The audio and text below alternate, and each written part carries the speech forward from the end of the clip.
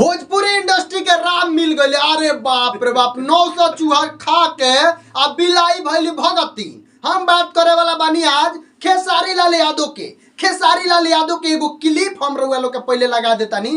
पहले ई क्लिप सुन ली लो, ओकरा बाद वीडियो में आगे चर्चा हुई। पहले हई वाला क्लिप देखी। तो जिंदगी में जिनके लिए आप पूरी दुनिया हो, अगर उनकी ही बात आप नहीं सुनोगे और नहीं बर्दाश्त, और वहां पे आप अपने आप को स्टार साबित करोगे, तो सो सॉरी नहीं हो सकता।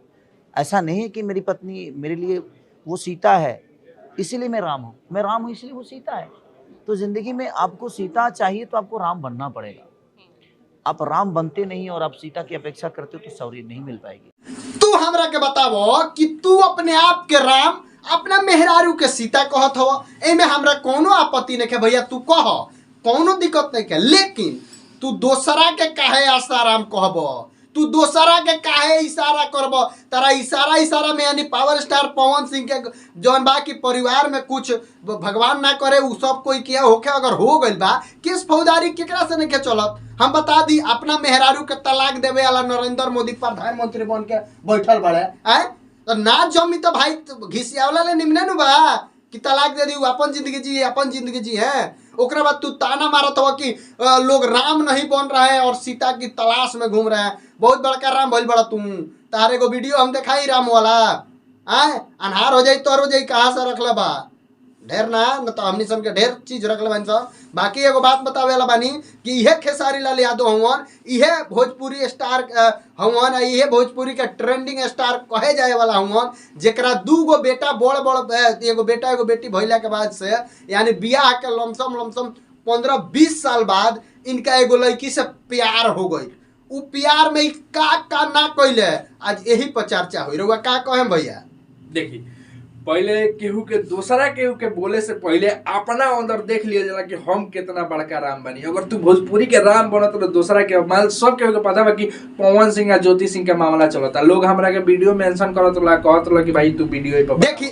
रउआ ई नखे बुझा जे पावर स्टार पवन सिंह के कहीं ना कहीं सीधा टारगेट कर रहल बा। एकदम टारगेट। अगर देखिए उस एंकर पूछी है कि भाई राम सीता, तो देखो पवन सिंह कहत रहन कि तू खराब बाड़ू, तू तारा के हम ना रखेम। तो इनकरा कहे के मतलब है कि अगर तू करे के सीता खोजत रह तो तू राम बन, तू बड़का भल राम बड़। देखो वो दिन साग काटत रहुआ आ कहत रहे एगो फिल्म को के आगे हुआ तो हम राम के दिशा में चल रहे हैं, हम वेजिटेरियन हो गए हैं, आज मुर्गा का आप गाना गा रहे हैं। ठीक है, देखी, ई मुर्गा के गाना गावत रहे, बियर उड़ावत रहे, उजर मुर्गा ले आवत रहे, कहत रहे मुर्गा असली है, कटाई ये राम के दिशा अनुसार है। और भैया बिग बॉस में जाके नेशनल टीवी पर आप कह रहे हैं कि हमको प्यार हो गया था एगो लड़की से, आपकी बीवी है, आपके बच्चे हैं, उसके बाद आप कह रहे हैं कि हमको प्यार हो गया था एगो लड़की से, उसके लिए हम इतना रोए, जब हम उनको छोड़ के गए तो इतना रोए कि क्या हम बताओ।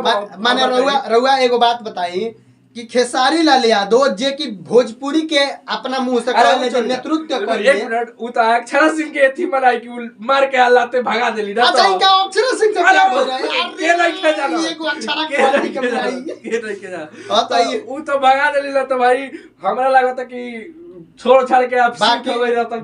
बाकी ई राम के इनकर एगो चरित्र बता दी। ई राम हवन, भरल मंच भरल सभा में लड़की सन के किस कर देले गाल पर। ई राम हवन, ई राम हवन जे लखनऊ जवन फिल्म के अवार्ड शो होत रहे, ओइ में खुलियाम रथी इनकरा के जौन बा के काजल राघवानी इनका के किस कर देली गाल पर। ई राम हवन, हे प्रभु तू कहां माने ना कुछ करत रह लो कर लो, लेकिन राम के बदनाम मत कर लो। केहू राम नहीं है, केहू राम ना बन। देखो, सबसे पहले हम बता दी कि भोजपुरी इंडस्ट्री के कलाकार सिर्फ कलाकारी, फैमिली मैटर मत घुसाओ लो। पावर स्टार पवन सिंह के अगर घर बर्बाद भइल बा तो में तार लोग के खुशी बा, खुशी लूटत हो लो।